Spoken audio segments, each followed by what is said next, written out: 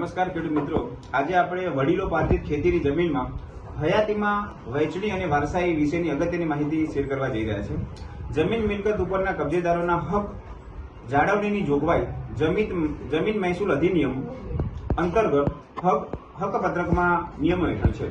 કૌટુંબિક વ્યવસ્થામાં વારસા અધિનિયમ ઇન્ડિયન સક્સેશન એક્ટ 1956 ની જોગવાઈને પ્રમાણે લોહીના સંબંધોમાં બ્લડ રિલેશનશીપ કુટુંબનો દરેક વ્યક્તિ વડીલોપાર્જિત જમીન મિલકતમાં સહભાગીદાર છે. સમજી લો, એક બાપાને 2 દીકરા હોય અને 4 દીકરીઓ હોય તો આ 6 જણા જે બાપાની જે જમીન છે વડીલોપાર્જિત એના 6 જણા ભાગીદાર થાય છે.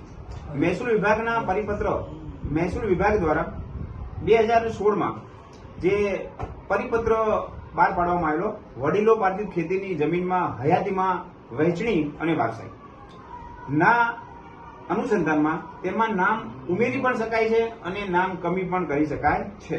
તો આશા રાખું છું કે આ વિડીયો તમને ઉપયોગી થયો છે. ચેનલને સબસ્ક્રાઇબ કરવું ભૂલશો નહીં. નરેશ મકવાણા 1983 વિડીયોને લાઈક કરો અને શેર કરો. જય જવાન જય કિસાન.